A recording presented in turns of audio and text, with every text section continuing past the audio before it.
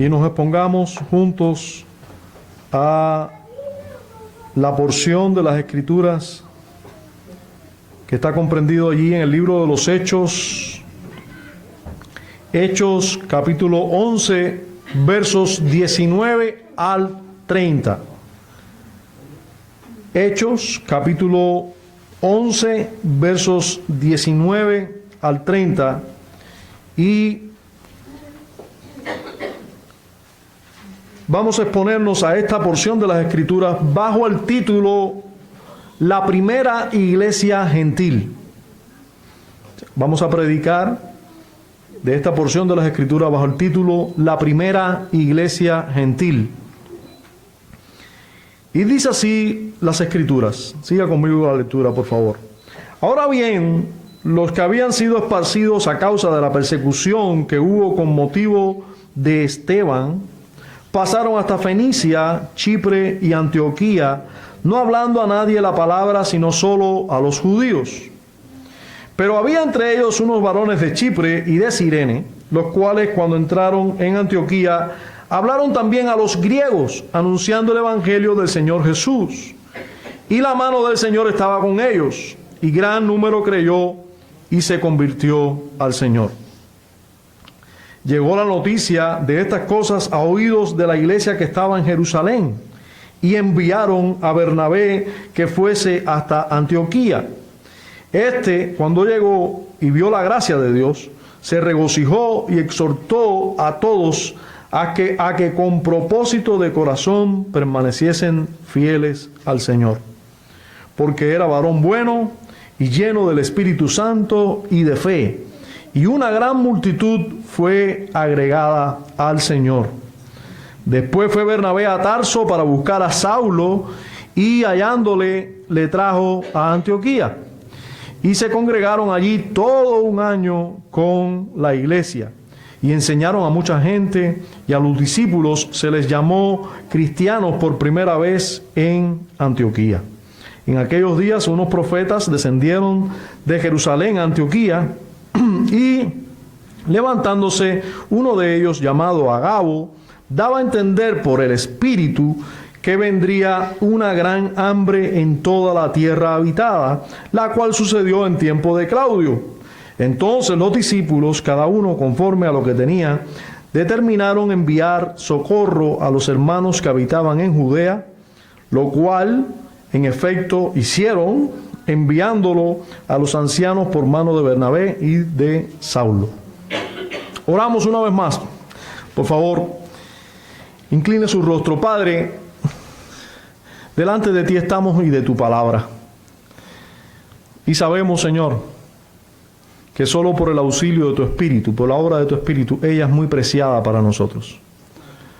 Somos más conscientes de nuestro cansancio. Quisiéramos hablar quizás de cualquier otra cosa, pero tu palabra, Señor, a no ser por la obra de tu Espíritu, Señor, a muchos incluso se hace odiosa. Padre, líbranos de nuestros pecados. Que tu palabra sea muy estimada para nosotros, porque debe ser estimada, porque es buena, porque es tu verdad, porque es la verdad, porque sabemos que esta porción inspirada será útil, sin lugar a dudas, para enseñarnos, redarguirnos, corregirnos, instruirnos en justicia, para santificarnos, Señor. Haznos bien con tu palabra hoy, te lo imploramos en Cristo. Amén. Al comienzo del libro de los Hechos, encontramos una promesa de Jesús a sus discípulos, y todo el libro y luego la historia se encarga de demostrar o de relatar el cumplimiento de esa fiel promesa de Jesús a sus discípulos.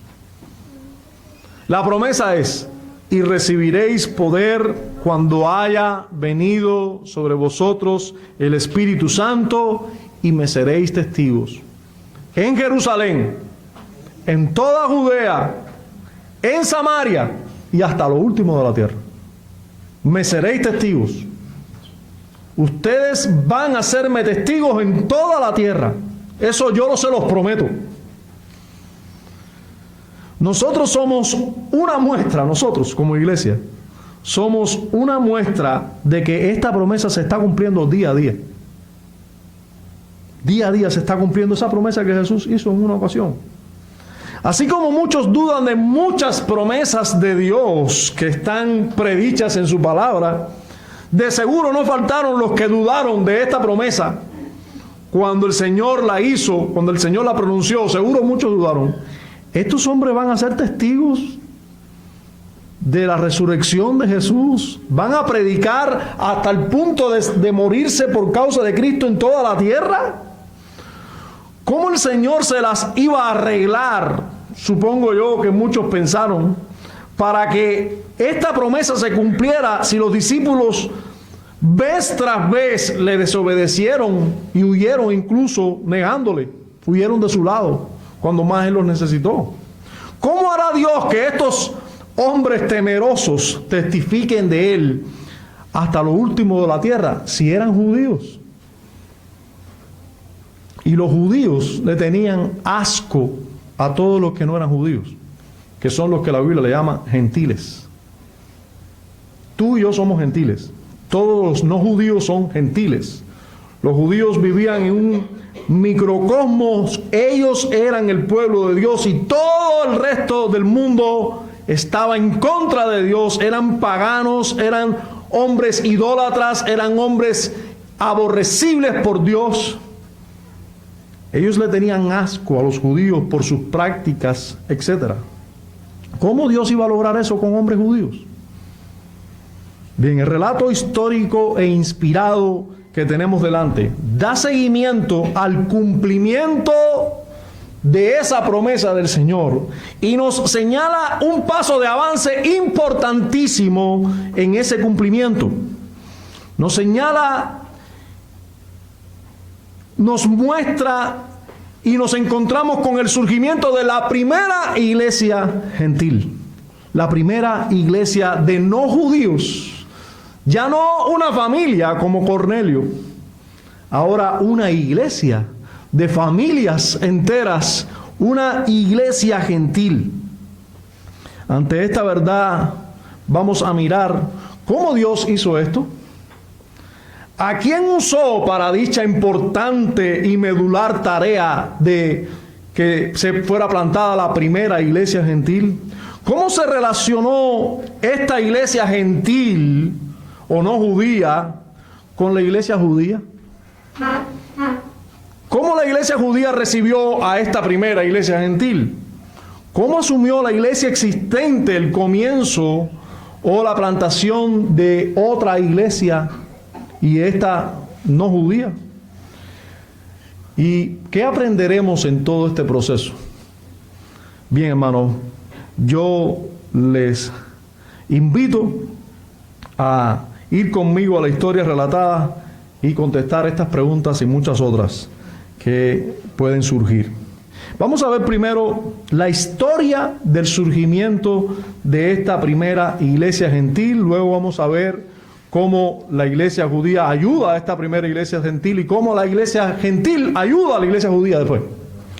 En esas tres partes vamos a dividir nuestra predicación y vamos a ver primero la historia del surgimiento de esta primera iglesia gentil. Ale, ¿me puedes traer un poquito de agua, por favor?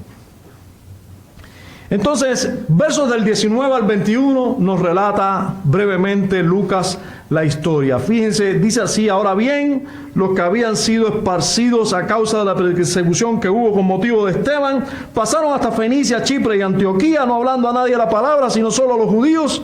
Pero había entre ellos unos varones de Chipre y de Cirene, los cuales, cuando entraron en Antioquía, hablaron también a los griegos, anunciando el evangelio del Señor Jesús. Y dice, y la mano del Señor estaba con ellos, y gran número creyó y se convirtió al Señor. Y allí esos convertidos formaron la primera iglesia gentil en Antioquía. Griegos, o sea, no eran judíos, formaron la primera iglesia. Ahora, dentro de esta historia, vamos a ver primero los medios usados para el surgimiento de esa historia, de esta iglesia. ¿Qué medios Dios usó para que fuera plantada esta primera iglesia gentil, esta iglesia en Antioquía. Lo primero que tenemos y que vemos en nuestra historia es que Dios usó la providencia aflictiva para llevar predicadores a Antioquía.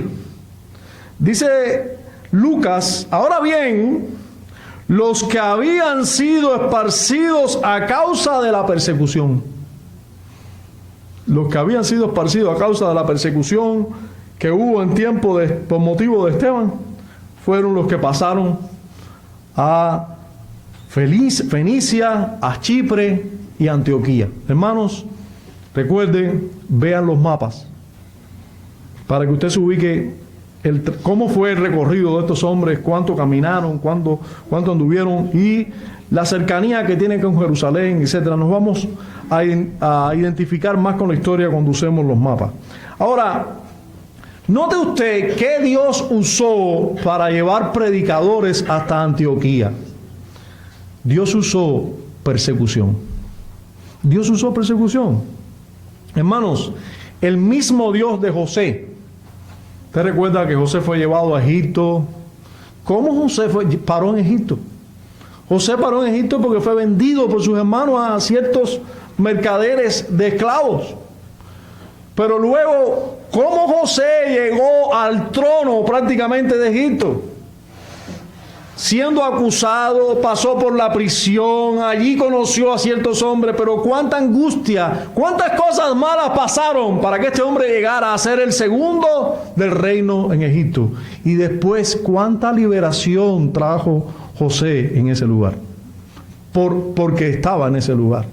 Hermanos, el mismo Dios de José es el mismo Dios de la iglesia de este tiempo y es el mismo Dios nuestro. Es el mismo Dios nuestro. Nosotros no podemos pensar que Dios ha cambiado. Las aflicciones que nosotros vivimos hoy nos conducirán, sin lugar a duda, a algún bien glorioso o algún motivo glorioso. Ya en el capítulo 8 se nos contaba, yo les quiero recordar, en el capítulo 8, si usted pasa unas páginas hacia atrás, en el capítulo 8, en el versículo 4 específicamente, se nos dice, pero los que fueron esparcidos por motivo de la persecución, iban por todas partes anunciando el Evangelio. Asimismo llegó el Evangelio a Samaria, por motivo de esa persecución. Dios usa providencias aflictivas, situaciones difíciles para creyentes, y con ese objetivo expande su reino. Bendito sea Él.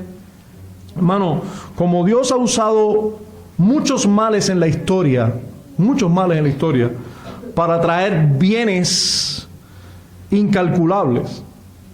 Sin dudas, ahorita hablábamos del mayor de los males que se pudo hacer en la historia fue crucificar a Jesús. Y sin embargo, miren cuánto bien ha traído. Dios muchas veces usa providencias aflictivas para traer bien a su reino, a sus hijos, etc.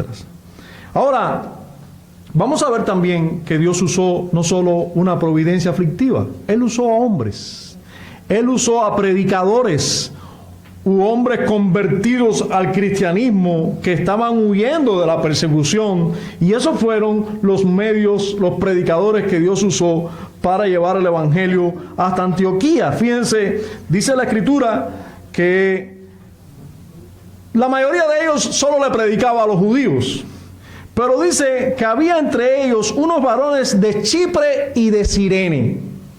Yo no sé si usted tiene la menor idea de dónde quedan estos lugares, pero solo decirte que Chipre es una isla en medio del Mediterráneo, allí cerca de Antioquía, pero todo parece indicar que había bastante comercio o tráfico, en este caso marítimo, entre Chipre y Antioquía o toda la zona norte de Israel o de Siria o esta parte costera de Siria. Pero el asunto es que Cirene es una ciudad portuaria también africana. Miren las cosas que Dios hizo. Dios usó a judíos que ya eran extranjeros en otra tierra, que ya estaban un poquito adaptados a convivir con gentiles, unos africanos, o que llevaban tiempo viviendo en África, en Cirene, otros que llevaban tiempo viviendo en Chipre, o que habían ido huyendo hasta allí y ya llevaban rato allí. Y esos fueron los hombres que se atrevieron a hablarle también a los griegos, a los gentiles. Dios usó hombres de distintas naciones, no usó los apóstoles. Quizás los apóstoles tenían demasiado arraigado el judaísmo. Todos los apóstoles habían nacido y criado y convertido allí en Israel. Pero estos no. Estos habían tenido alguna relación con gentiles, estaban siendo preparados por Dios también para hablarle a los gentiles. Y estos fueron los hombres que Dios usó para predicarle a estos primeros gentiles convertidos para formar una iglesia. Ahora, ¿qué otro medio usó Dios? Ya tenemos la providencia, en este caso aflictiva, persecución, usó a hombres, pero ¿qué más hace falta? Bueno, esos hombres tienen que predicar el evangelio. Y dice nuestro relato que estos hombres le hablaron también a los gentiles. ¿Pero qué le hablaron?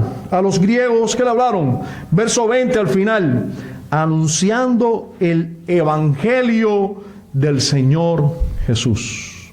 Hermano, la palabra evangelio quiere decir buenas noticias. Buenas noticias que siempre deben ir acompañadas de malísimas noticias. Las malísimas noticias son que todo hombre está bajo la ira de Dios porque somos pecadores. Que todos los hombres vamos y estamos expuestos a un juicio, y ese juicio va a ser de parte del Dios Santísimo, purísimo y eterno. Y ese juicio que nos espera, todos somos culpables y estamos sin ninguna posibilidad de defendernos delante de un Dios santo. Pero hay buenas nuevas. Ese Dios santo envió a su propio Hijo para vivir en nuestro lugar, morir por nuestros pecados y resucitar, así venciendo en la cruz a todos nuestros enemigos. Todo aquel que cree en Él, que se arrepiente de sus pecados y pone su confianza en la obra de Jesús, todo ese será salvo. Ese evangelio es suficiente para salvar. Y ese fue el medio que Dios usó. Así de sencillo. No se dice aquí que se hicieron milagros. No se dice aquí que se preparó cierta escena. Simplemente hombres piadosos. Porque, hermano, ningún hombre de doble moral, escúcheme bien, ningún hombre de doble moral tuvo que salir huyendo de Jerusalén por la persecución. Ningún cristiano, me viene a la mente una expresión oída en el mundo carismático, voy a usarla de todas maneras. Ningún cristiano camaleón que cambia de color depende de la circunstancia. Ningún cristiano de ese tipo tuvo que salir huyendo de Jerusalén por la persecución. Estos que salieron huyendo por la persecución eran hombres que en todo Jerusalén sabían que eran cristianos. Se conducían como verdaderos cristianos. Por eso tuvieron que salir huyendo. Si fuera un cristiano de ese tipo de doble moral y que se adapta a toda situación y que es cristiano el domingo, pero cuando sale el lunes en su casa y en su trabajo, etcétera, nunca habla de Cristo, no es Cristo lo más importante en su vida, esos no tienen que huir a ningún lado. Estos eran verdaderos cristianos, hombres que eran líderes ya en sus casas, porque todo hombre creyente tiene que ser un líder en su casa, tiene que gobernar bien su casa. Eso no es para los pastores nada más. No, los pastores tienen que ser ejemplo de eso. Pero es que todos los creyentes han llamado a ser hombres que gobiernan bien su casa, que son líderes espirituales de sus hijos, de su esposa. Son estos hombres que tuvieron que salir huyendo, estaban también cualificados para predicar el Evangelio. Estaban adaptados a hacerlo a su familia. Ellos podían predicar el Evangelio. Estos fueron los hombres que Dios usó para predicar el verdadero Evangelio del Señor Jesús a los griegos. Luego, nosotros podemos ver que además de la providencia aflictiva o la situación que Dios provocó de persecución para que los predicadores fueran allí, además de esos hombres preparados y además del mensaje que llevaron, ¿qué más hace falta para que haya conversión? Tú puedes tener una buena circunstancia donde le puedes predicar el Evangelio a una persona. Tú puedes tener a un buen hombre predicando el Evangelio a una persona. Tú puedes tener que ese hombre esté predicando el verdadero Evangelio a una persona. ¿Eso garantiza la conversión de la persona? No, hace falta la obra de Dios para que convierta a esa persona. Y eso también fue usado. La Escritura nos enseña en el verso 21, nos dice, y la mano del Señor estaba con ellos. Y gran número, por supuesto, creyó y se convirtió al Señor. Indudablemente estaban todos los medios aquí, y los medios que dependen, podemos decir, del hombre, su predicación, etcétera, pero Dios fue quien puso todos los medios para que el Evangelio fuera predicado en este lugar y diera lugar la primera iglesia gentil en Antioquía. La mano del Señor estaba con ellos. En otras palabras, el Espíritu de Dios estaba con ellos. Hermanos, recuerden que toda expresión de la mano del Señor y estaba sobre las alas, y Dios te cubre con sus alas. Por fin, ¿Dios tiene alas o tiene manos? Hermano, todos estos son acomodaciones literarias para que nosotros entendamos. Dios no tiene manos, Dios no tiene alas, Dios es espíritu. Ya, Él no tiene cuerpo. Si Dios tuviera un cuerpo físico, Dios estuviera limitado. Los cuerpos ocupan un espacio, tienen un espacio limitado. Dios no tiene cuerpo. Dios es espíritu. Entonces, pero es una expresión para que entendamos que Dios estaba con ellos, que en este caso el Espíritu de Dios estaba obrando en ellos. Y es interesante cómo el texto nos dice que la mano del Señor. Y hermanos, nosotros sabemos, estamos en el Nuevo Testamento, esa mano del Señor está hablando de la mano de Jesús. La mano de Jesús el Cristo. La mano del Hijo encarnado y eterno que está a la diestra del Padre, también está con su iglesia.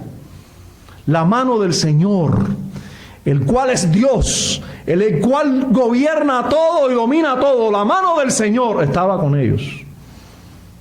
Eso lo necesitamos todos los que predicamos el Evangelio, que la mano del Señor esté con nosotros también. Habiendo visto esto, los medios que Dios usó, vamos a ver el surgimiento como tal. Y el surgimiento como tal se ve cuando se ve la respuesta, que un número considerable de personas creyó y se convirtió. Hermanos, la membresía de esta iglesia en Antioquía era de personas convertidas al Señor, personas griegas a los cuales se les predicó el Evangelio del Señor y fueron convertidas. Aquí así surge la primera iglesia en Antioquía, primera iglesia gentil. Seguido a esto, Lucas nos narra cuál fue la reacción de la iglesia judía, en este caso de la iglesia en Jerusalén, ante la noticia. Vaya conmigo al verso 22, por favor, y dice: llegó la noticia de estas cosas a oídos de la iglesia que estaba en Jerusalén, y enviaron a Bernabé que fuese hasta Antioquía. Le vamos a titular a esta porción desde el verso 22 hasta el 26, le vamos a titular ayuda de la iglesia judía a la primera iglesia gentil. Y hermano, y esa fue la reacción. Tuvo una muy buena reacción la iglesia en Jerusalén. Nosotros sabemos ya por qué.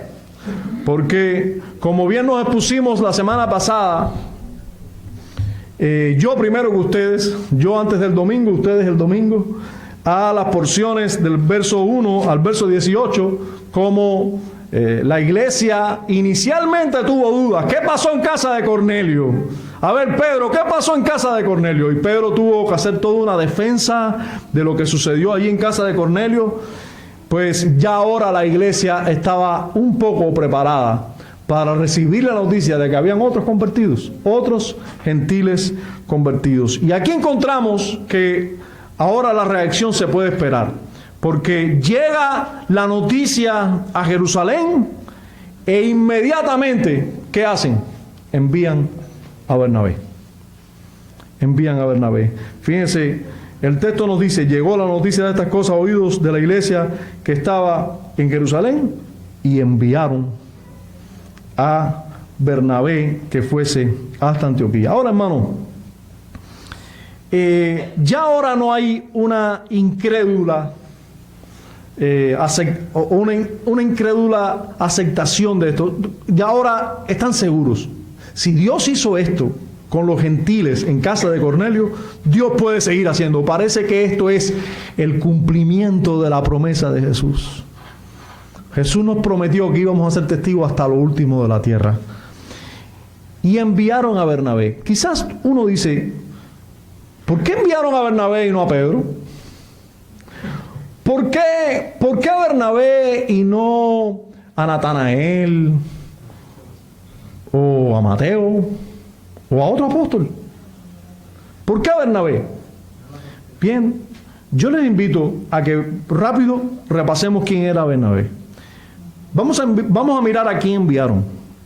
Miren, recordemos primero lo que Bernabé hizo. Cuando nos presentan a Bernabé, nos dicen, su nombre, Bernabé, es hijo de consolación, alguien que consuela. Pero además, Bernabé fue un hombre que vendió todas sus pertenencias y trajo todo, no como Ananías y Zafira, todo el dinero lo puso a los pies de los apóstoles. Y este acto no gana la salvación. O sea, él no hizo esto para ganar la salvación, pero esa buena obra habla de la salvación que había en él. Este hombre puso todos los pies de los apóstoles diciendo, lo más importante para mí es el evangelio, su obra, su extensión. Yo no quiero hacer más, yo no quiero trabajar más para hacer riquezas, lo cual es lícito. Es lícito que usted trabaje y es lícito que usted acumule un capital, invierta y con esto usted incluso tenga para usted y para darle a otros. Eso es lícito. Dios nos manda a trabajar y a ser hombres que obtengan bienes, pero que no amen esos bienes. Es lícito que trabajemos, solo que este hombre entendió que Dios lo estaba llamando a hacer algo que él consideraba más importante y apremiante. Él quería poner eso en manos de los apóstoles para que fuera usado para extender el reino de Dios. Y este hombre se mantuvo siempre cerca de los apóstoles. Nosotros sabemos ya también que este fue el hombre que Dios usó para presentarle al apóstol Saulo a los apóstoles, pero también nosotros podemos decir que el Espíritu Santo habla de él de esta manera. Verso 24, vaya conmigo, verso 24 ahí mismo, dice, porque era varón bueno. Oye, esto lo encontramos pocas veces en las Escrituras. Era un varón bueno. No hay bueno ni aún uno. Era un varón bueno. Bueno, ¿cómo entendemos eso? Ahora no tenemos tiempo para explicar eso. Pero lo que sí es cierto es que el Espíritu Santo dice que era varón bueno y lleno del Espíritu Santo y de fe. Así habla el Espíritu de Dios de él. Hermanos, recuerden que estamos delante de las Escrituras inspiradas por Dios, inspiradas por el Espíritu. El Espíritu de Dios hizo que Lucas recalcara que este hombre era un varón bueno. Ellos no estaban enviando, la iglesia en Jerusalén no estaba enviando para Antioquía a alguien cualquiera. Cuidado. No, ellos estaban enviando a alguien de lo más preciado que tenían ellos. Y muy probablemente no habían enviado a un apóstol, porque todos los apóstoles eran judíos, y Bernabé era alguien judío, pero que era natural de Creta. Entonces este hombre había tenido vínculo con griegos, sabía el griego perfectamente, él podía tener relación perfecta con griegos, o por lo menos estaba más adaptado a. Pero si nosotros vemos esto de este hombre, nosotros ahora cuando miremos a Bernabé, tenemos que ver siempre a un hombre lleno del Espíritu. Es el mejor don que la iglesia le podía dar a esta otra iglesia. Hay dos aspectos de Bernabé que me gustaría que notemos en el texto. Dice el versículo 23, vaya conmigo. Dice el versículo 23. Este cuando llegó, ya fue enviado a Antioquía, llegó a Antioquía, dice cuando llegó y vio la gracia de Dios, se regocijó. Hermanos, mire cómo una persona llena del Espíritu ve la gracia de Dios. En otras palabras, puede ver, puede notar la obra del Espíritu de Dios. A lo mejor yo, quizás llegamos a un lugar y no podemos notar. Una persona llena del Espíritu nota la gracia de Dios, nota la obra de Dios, pero además se regocija en eso. Yo no sé cuál es tu regocijo. Si tu regocijo es ver a los nietos crecer, no es malo en sí. Si tu regocijo es tener hijos, si tu regocijo es sentarte delante del televisor y ver todas las series, o saber todo lo referente al fútbol y el mundo del fútbol, quizás ese sea tu regocijo. Pero el regocijo de un hombre lleno del Espíritu es ver la gracia de Dios obrando. Ese es el regocijo de un hombre lleno del Espíritu. Ver la obra de Dios prosperar, ver a la iglesia crecer, ver a hombres nuevos, hombres y mujeres creer, arrepentidos y con fe en el Salvador. Ese es el regocijo de una persona llena del Espíritu Santo. Ahora notemos el don que esta iglesia en Jerusalén le está dando a la iglesia de Antioquía. Miren qué regalo y qué ayuda que le está cediendo a Bernabé, este hombre lleno del Espíritu, lleno de fe, y este hombre bueno, que todo el mundo lo quiere con él, porque entienda que a un hombre así todo el mundo lo quiere con él. Este hombre no es un estorbo en ningún lado. Este hombre todo el mundo lo quiere consigo. Bueno, esta iglesia se lo dio a Antioquía por todo un año. Ve conmigo el verso 26. Dice, y se congregaron allí, hablando de él y de Saulo, ¿no? Después, y se congregaron allí todo un año con la iglesia.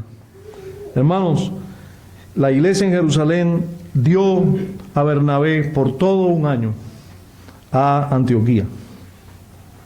Ahora, notemos que los judíos le estaban dando un servicio a la iglesia gentil. Notemos que también Bernabé sale a buscar a Saulo, se da cuenta de que la obra allí era considerable, se da cuenta de los dones que tenía Saulo. Bernabé sabía muy bien, había escuchado toda la historia de Saulo y sabía muy bien que Dios había llamado a Saulo a ser un apóstol a los gentiles, y sale a buscar a Saulo, el cual estaba en Tarso, y lo trae de regreso. Y me encantan las palabras que usa el Espíritu de Dios en el verso 25. Dice: después fue Bernabé a Tarso para buscar a Saulo, y hallándole le trajo a Antioquía. Recuerden cómo hablábamos, cómo notábamos o cómo pensábamos en esa manera del Espíritu Santo hablar de este hombre. Este hombre, Saulo, era un siervo de Dios, porque no se nota el libre albedrío de Saulo. No se habla del libre albedrío de Saulo, simplemente se habla del libre albedrío de Bernabé. Fue a buscarlo, le halló y le trajo, como diciendo: ven acá, y no cuenta lo que yo diga. No. Es como si Saulo estuviera al servicio de quienes tomaban decisiones por él, siempre y cuando esas decisiones eran piadosas. Fíjense, Bernabé le fue a buscar y le trajo. Ven acá, pero ¿estamos hablando del perro de la casa o estamos hablando de un ser humano? Se supone que fue a hablar con él, luego lo convenció para que fuera con él allí. No. Fue, le encontró y le trajo. Este hombre, Saulo, era un siervo de Dios, puesto en las manos de Dios también. Y así sucede con los siervos de Dios. Simplemente se mueven hacia donde Dios los dirige y se dejan llevar, por supuesto, a donde Dios les dirige. Ahora, veamos por un momento cómo estos dos judíos ahora, tanto Bernabé como Saulo, eran dos judíos que estaban conviviendo con gentiles en una iglesia gentil por todo un año. Pero ¿cómo ayudaron ellos? ¿Cómo se ayuda a una iglesia que está surgiendo? ¿Cómo ayudaron ellos? Bueno, la Escritura nos dice que la manera en que ellos ayudaron no fue dándoles ofrendas a la iglesia, no fue trabajando para construir un edificio. ¿Cómo los ayudaron? Bueno, exhortando, enseñando, discipulando. Así fue como ellos ayudaron. Verso 23 nos dice que cuando Bernabé llegó, el verso 23 nos dice que cuando Bernabé llegó y vio la gracia de Dios, se regocijó, y dice que exhortó a todos a que con propósito de corazón permaneciesen fieles al Señor. Una de las razones por las cuales Bernabé fue hasta Antioquía fue para exhortar a la iglesia. ¿A qué? A que con propósito de corazón fueran fieles al Señor. Hermanos, todos los verdaderos creyentes necesitan ser exhortados. Y esto es una gran ayuda. Una gran ayuda, el ser exhortado. ¿Por qué usted piensa que Dios nos hace reunirnos cada primer día de la semana aquí, en torno a su palabra, para, entre otras cosas, ser exhortados? ¿Por qué tenemos que cantar himnos unos a otros? O cantar himnos públicamente. La Escritura nos dice que nos estamos exhortando unos a otros, cantando himnos, y que unos a otros nos debemos exhortar a la piedad y a las buenas obras. Nosotros necesitamos eso. Nosotros necesitamos eso. Esto es un gran servicio que estaba dando Bernabé en Antioquía. Pero también nos enseña las Escrituras que estos dos hombres se dedicaron a enseñar y a discipular. En el verso 26 encontramos esta verdad. Dice el verso 26: y se congregaron allí todo un año con la iglesia y enseñaron a mucha gente. Y luego dice: y a los discípulos. O sea, lo que ellos estaban enseñando, a estos mismos se les llama luego discípulos. Y de hecho se les llamó cristianos por primera vez allí. Miremos el resultado del discipulado que hicieron Bernabé y Saulo en aquel lugar, que llegaron a decirle a esos discípulos, le llegaron a decir por primera vez a esos, empezaron a decir cristianos. Aunque no se nos dice por qué pasó eso, todo parece indicar que Lucas da este dato por alguna razón. Está hablando del discipulado de Saulo y de Bernabé a la iglesia de Antioquía, y luego dice: Y allí fue donde primera vez se les llamó cristianos. Hermanos, muy probablemente, cito comentaristas que dicen que la conducta de los creyentes allí era tal, que el mirarlos era como mirar la conducta y la manera de ser de Jesús. Sus palabras eran como las de Cristo.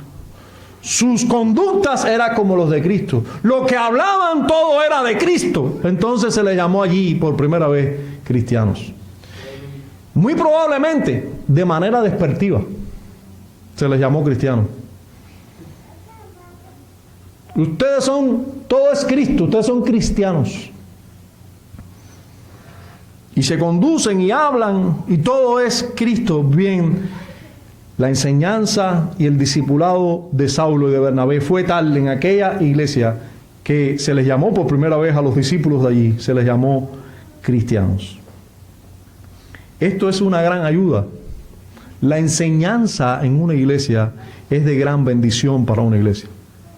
Tener aquellos dos maestros fue crucial para que esta iglesia después se convirtiera en una, para no decir la más importante de las iglesias en todo aquel lugar, y de la cual salieron muchos misioneros a plantar nuevas iglesias. Bien, hermano, terminando en este versículo, vamos a pasar a la última parte de nuestra porción de las Escrituras en el día de hoy. Y creo que a partir del verso 27 se nos comienza a hablar de la ayuda, pero ahora al revés, de la iglesia gentil a la iglesia judía. Hasta ahora la iglesia judía estaba ayudando a la iglesia gentil. Vamos a ver cómo se nos presenta ahora que la ayuda viene al revés, de allá para acá. De la iglesia gentil que acaba de surgir, ahora ayuda a la iglesia judía que la había ayudado a ella. Dice así las Escrituras, primero nos habla del motivo de la ayuda. Viene el verso 27, nos dice: en aquellos días unos profetas descendieron de Jerusalén a Antioquía, seguía la relación, ¿verdad?, entre las iglesias, y levantándose uno de ellos, llamado Agabo, daba a entender por el Espíritu que vendría una gran hambre en toda la tierra habitada, la cual sucedió en tiempo de Claudio. Bien, el motivo de la ayuda, ¿por qué surgió esta ayuda? Bueno, porque iba a haber hambre. O sea, por hambre.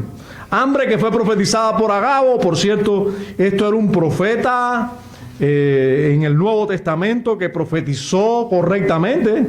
Él predijo y sucedió. ¿Ya?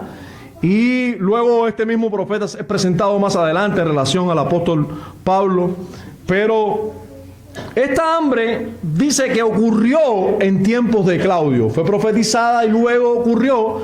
Recuerden, Lucas está narrando una historia que pasó hace rato, hace tiempo, hace años, y puede decir: Agabo lo predijo, luego ocurrió, porque está mucho después de que ocurrió todo ello, ¿no? Y nos dice la ayuda en sí. En el verso 29 y 30 nos habla de la ayuda en sí. Dice: entonces los discípulos, cada uno conforme a lo que tenía, determinaron enviar socorro a los hermanos que habitaban en Judea, lo cual en efecto hicieron, enviándolo a los ancianos por mano de Bernabé y de Saulo. Entonces, miren por quién vino la ayuda. Fue hecha por los discípulos gentiles de Antioquía, por los miembros de esta iglesia. Reunieron y miren cómo fue esta ayuda. Bueno, cada uno conforme a lo que tenía. No estamos hablando de... Hermanos, la ayuda es vista por Dios. Una buena obra es vista por Dios, no por la cantidad o por la calidad de esa obra. ¿Ustedes recuerdan cuando Jesús estaba en el templo y vio cómo ofrendaban? Y cómo una mujer había dado casi nada de dinero, pero dio todo lo que tenía. Y Jesús dijo: esta mujer ha dado mucho más que todos ustedes. Ustedes todos han dado lo que les sobra, pero ella dio todo lo que tenía. Estos hombres y mujeres cristianas dieron de lo que tenían. Tú no puedes dar más de lo que tienes. Nosotros tenemos que tener cuidado porque a veces la sociedad nos impone que nosotros debemos tener. Y a veces se nos hace pensar que ser pobre es malo. Ser pobre no es pecado. Ser pobre no es pecaminoso. No nos avergoncemos porque no tenemos algo. Avergoncémonos si nosotros tenemos algo indebido. O si nosotros lo tenemos porque hemos llegado a tenerlo por medios pecaminosos. Pero no nos avergoncemos de no tener algo.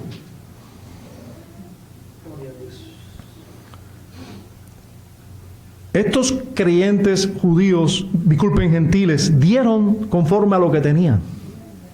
Y esto fue recibido y puesto en este libro como una buena obra y una ayuda que los gentiles dieron a los judíos. Ellos no podían por el momento enviar maestros allá, pero sí una ofrenda para ayudar a las iglesias en Judea. Y dieron con determinación. Miren cómo lo pone Lucas. Dice Lucas que entonces que escucharon ellos la profecía, y cuando ocurrió, dice, entonces los discípulos, cada uno conforme a lo que tenía, determinaron, hubo una planificación. Hubo una planificación y determinación, una resolución. ¿Sí, hermano? No es lo mismo determinar que hacer, pero las dos cosas son importantes. Si usted no determina, yo voy a apartar el diezmo de todas las cosas, no lo va a hacer. Usted tiene que determinar hacerlo. Y déjenme decirle que a todos los que hemos determinado hacerlo, muchas veces nos ha dolido hacerlo. Hemos sido tentados a no hacerlo. Pero cuando lo hemos determinado de veras y lo hemos hecho, eso produce la vida que produce obedecer a Dios siempre. Pero debe haber una determinación. Y debe haber, a esa determinación la debe seguir una acción. Algunos dicen, voy a apartar el diezmo, lo apartan. Otros dicen, yo voy a apartar el diezmo y voy a apartar una ayuda para mis hermanos aparte. Y determinan. Y lo hacen. Hay otros que solo determinan o planifican, pero nunca hacen.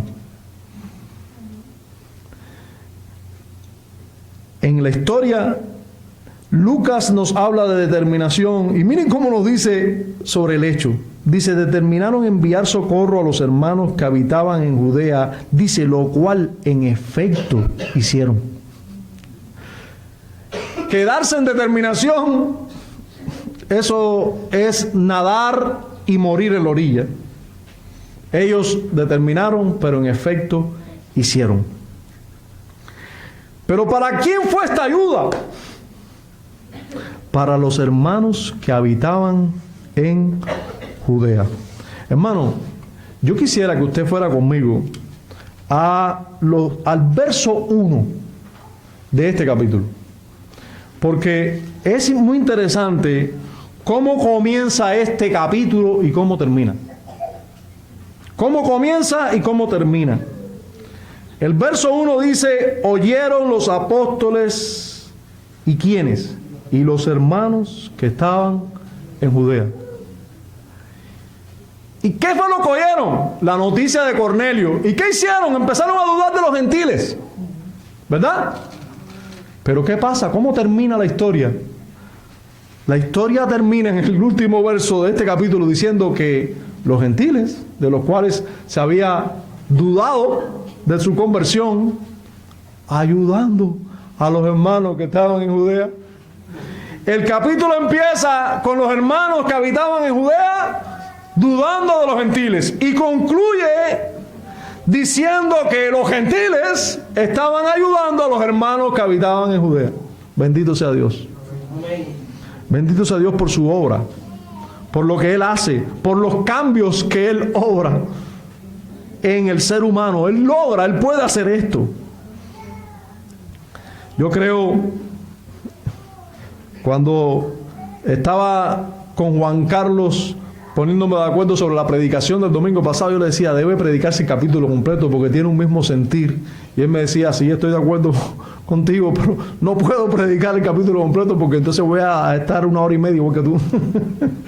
Ahora, porque había visto todo esto, yo creía que debía ser el capítulo completo, pero miren ustedes cómo Lucas, o aquí los que pusieron capítulos y versículos, sí pudieron agarrar toda la idea y engramparla en esta ocasión correctamente en un mismo capítulo porque tiene un mismo sentir.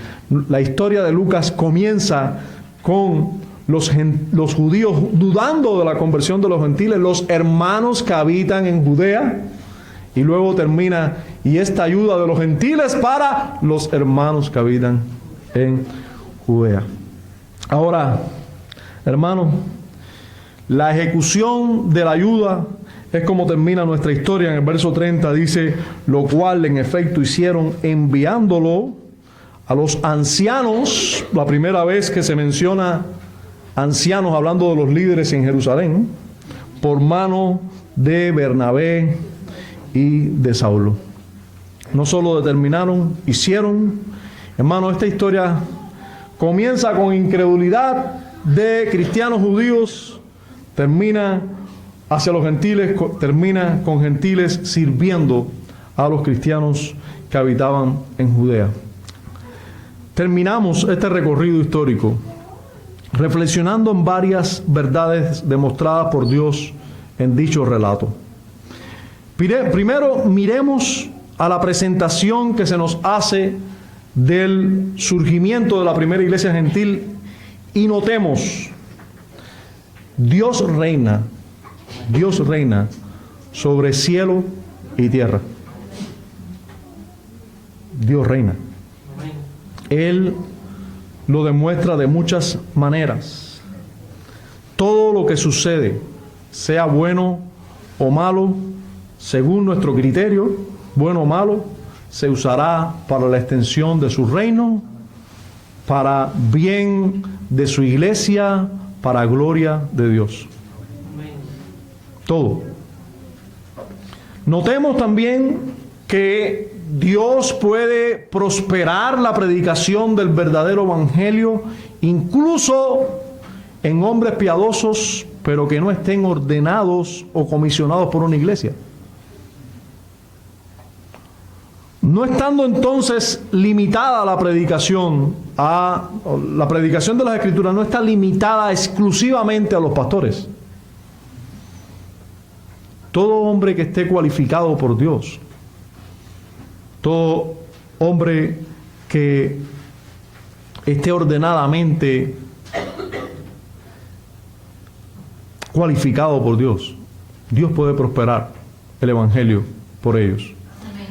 Les decía, les recordaba, mientras veíamos en el desarrollo, que estos eran hombres no de doble moral, eran verdaderos creyentes, eran verdaderos miembros de la iglesia, por eso fueron perseguidos.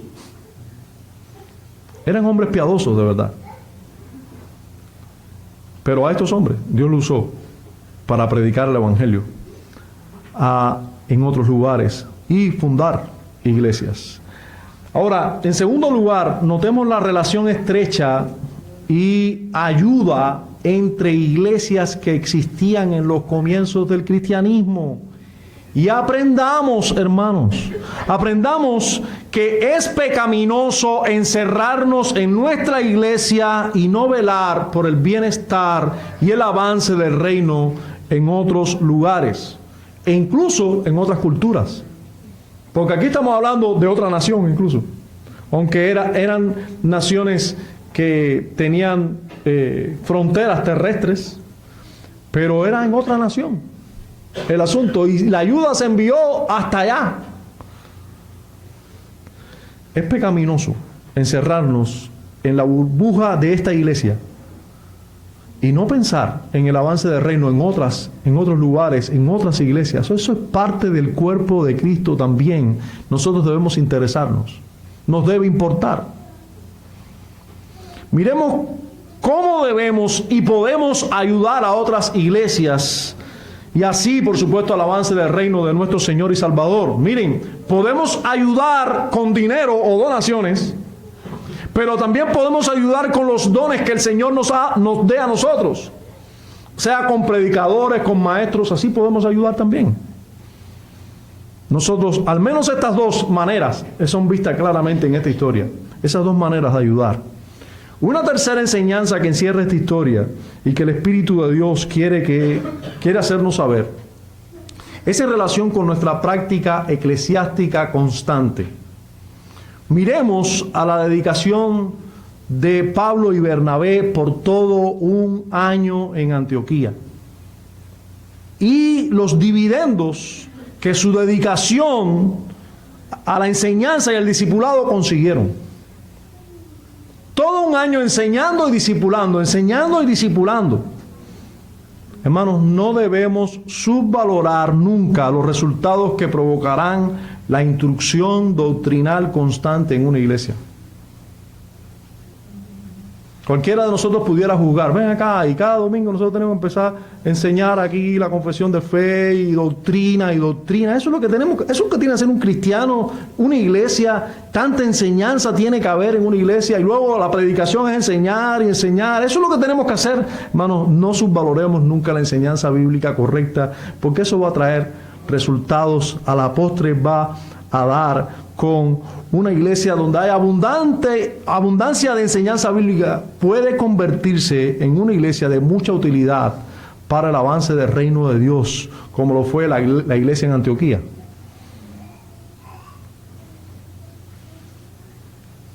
No había allí actividades para jóvenes. No había allí un grupo de teatro, ni de pandero, ni de danza. No había nada de eso.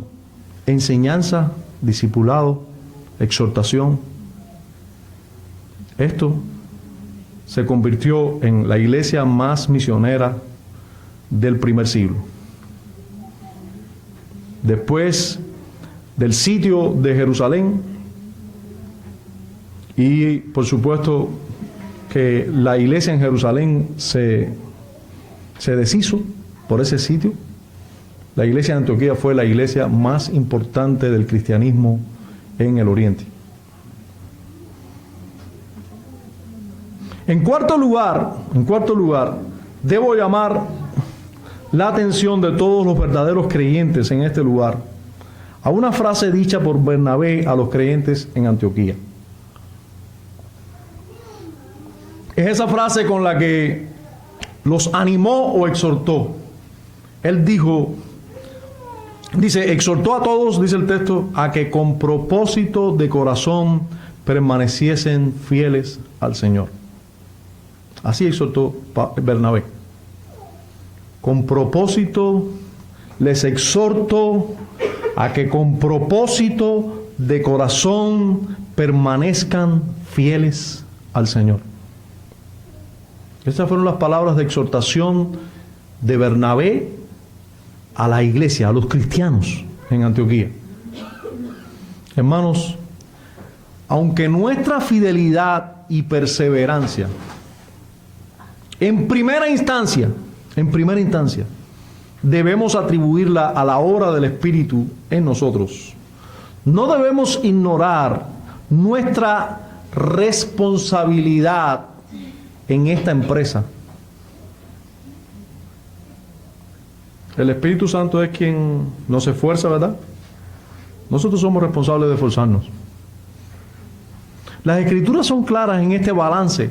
Tanto se resalta en ella la responsabilidad del que cree en que tiene que hacer resoluciones, se esfuerza para ser fiel, como se enseña también sobre la gracia obrada por Dios para que estos perseveren. Y en relación a esta verdad, debo preguntarte, ¿puedes notar qué exhortación tan precisa y enfocada en nuestro mediador, en un mediador excelente, nos hace el Espíritu por medio de Bernabé? Permanezcan fieles al Señor. Con propósito de corazón, permanezcan fieles al Señor. ¿Ya has resuelto en tu corazón serle fiel a tu Salvador?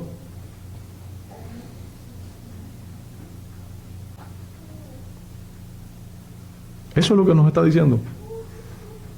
Bernabé les dijo a la iglesia en Antioquía: ustedes han creído lo correcto, me regocijo con la gracia de Dios en ustedes. Ahora, les recomiendo que con propósito de corazón permanezcan fieles al Señor.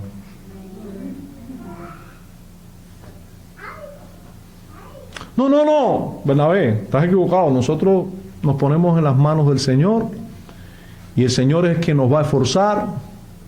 El Señor es el que va a hacer la obra en nosotros. No, están equivocados. He venido desde Jerusalén hasta aquí a exhortarles y decirles que tienen que tener una convicción profunda en su corazón y determinación a serles fieles al Señor.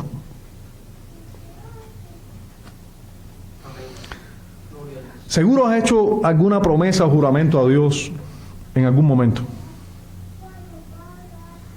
Pero debo recordarte que todos los días y a cada instante debemos traer a la memoria las misericordias que nos ha sido concedida en Cristo. ¿Cuándo fue la última vez que hiciste un voto de fidelidad a tu Señor? ¿Cuándo fue la última vez que tú solo, el Señor, ya sea en un culto, ya sea en un devocional secreto, le dijiste: Señor, yo resuelvo serte fiel? Tú has de esforzarme, pero yo resuelvo serte fiel. ¿Cuándo fue la última vez que con propósito de corazón, o sea, con determinación, le dijiste a tu carne, al mundo, a Satanás, teniendo a Dios como testigo, que serías fiel a tu Señor? ¿Cuándo fue?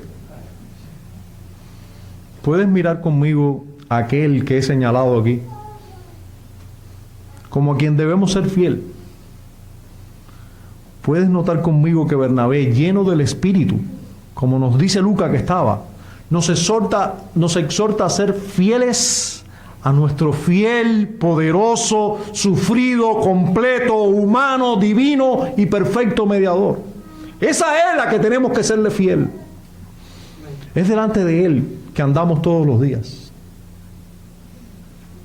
Nuestros ojos están delante de Él, nuestros pensamientos están delante de Él, nuestras manos están delante de Él. Nosotros debemos resolver con determinación en nuestro corazón serle fiel a Él.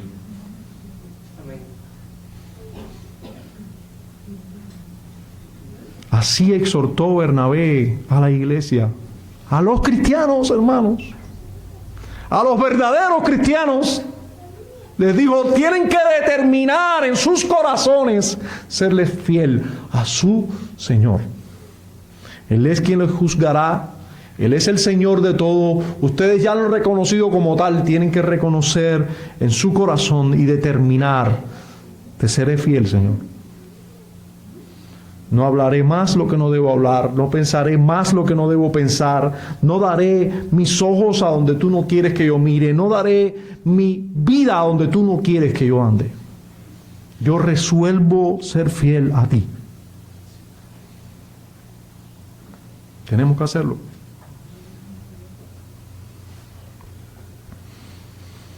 Él fue fiel a nosotros. Él vivió fielmente por nosotros, murió fielmente por nosotros, resucitó en nuestro lugar. Él es fiel en su intercesión hoy diaria por nosotros. ¿Podremos nosotros serle fieles? ¿Lo conseguiremos o no lo conseguiremos? Bien, solo una cosa se nos pide. Solo una cosa se nos pide. Procura con propósito de corazón serle fiel a Él. Procúralo. Eso es lo que se te pide a ti que eres cristiano. Procura con un propósito de corazón serle fiel. Procúralo. Vive y muere procurándolo. Esa es la exhortación. Esta es la exhortación, que con propósito de corazón, tú le seas fiel. Procura serle fiel. Y en quinto y último lugar, ¿qué te diré a ti, amigo mío? Que menosprecias la gracia de Dios, que vives sin reflexionar en lo más importante, que corres detrás del pecado y que el Señor y su obra es irrelevante para ti. El mayor de tus pecados, aunque todos son horribles, y por cada uno de ellos ofendes al Dios santísimo y eterno y mereces los tormentos eternos del infierno, el mayor de tus pecados es ignorar el amor de Dios manifestado en Jesús. Ese es el mayor de tus pecados. Pero me dirás, no, yo valoro lo que Jesús hizo en la cruz. Y una muestra de ello es que estoy aquí. Algunos están diciendo así. Yo estoy aquí junto a ustedes en el día del Señor. Yo sí valoro lo que Jesús hizo en la cruz. Y yo te respondo con algunas preguntas. ¿Y qué hay de ti cuando tú sales de aquí? Dime de tu conducta de toda la semana.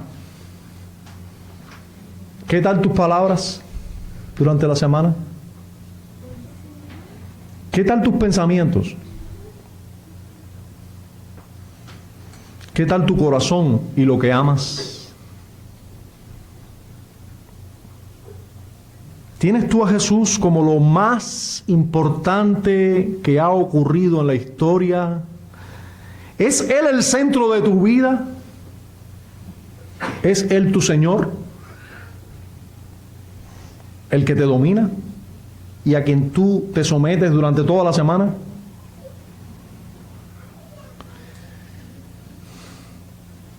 Debo declarar que uno de los errores que más abundan en estos tiempos en los corazones de los hombres, fíjense, es pensar que Jesús puede ser el segundo o el tercero más amado por nosotros.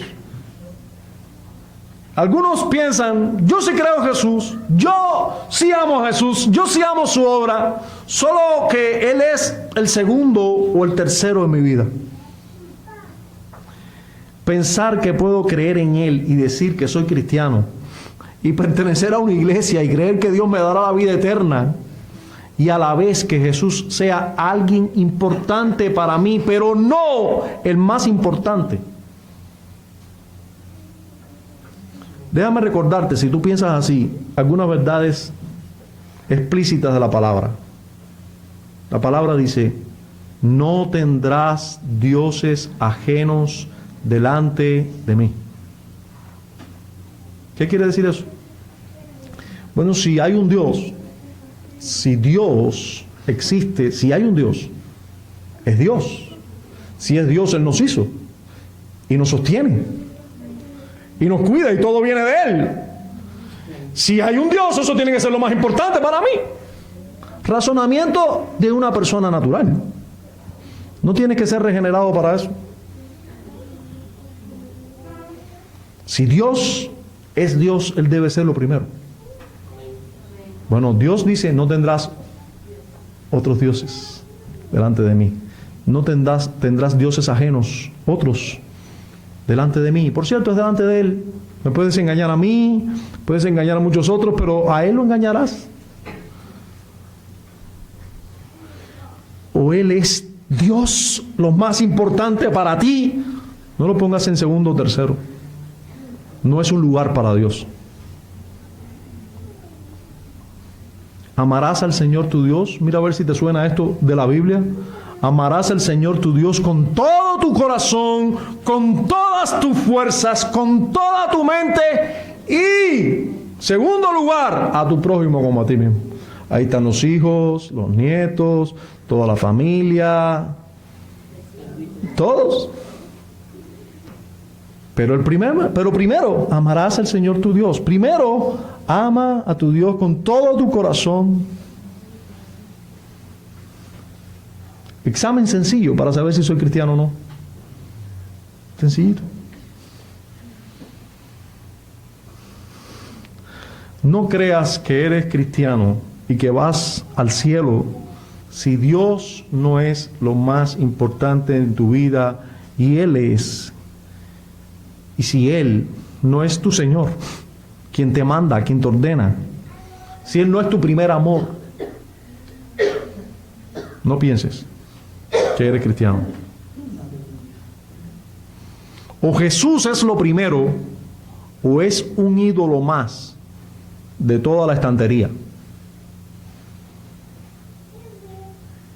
Él no puede ser segundo.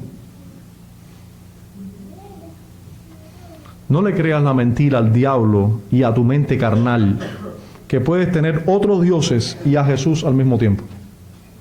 Eso no puede ocurrir. Padre, tú eres bendito por los siglos. Gracias por tan excelente mediador. Gracias por Cristo Jesús.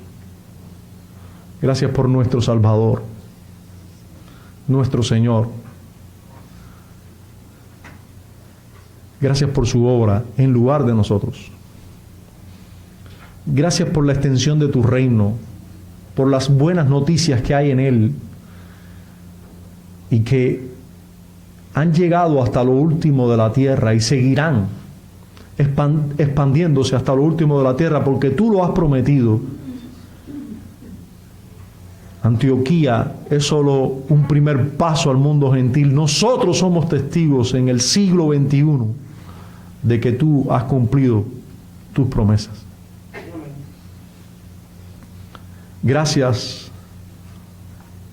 por esta iglesia y lo que has hecho en ella. Gracias por tu obra en cada uno de nosotros.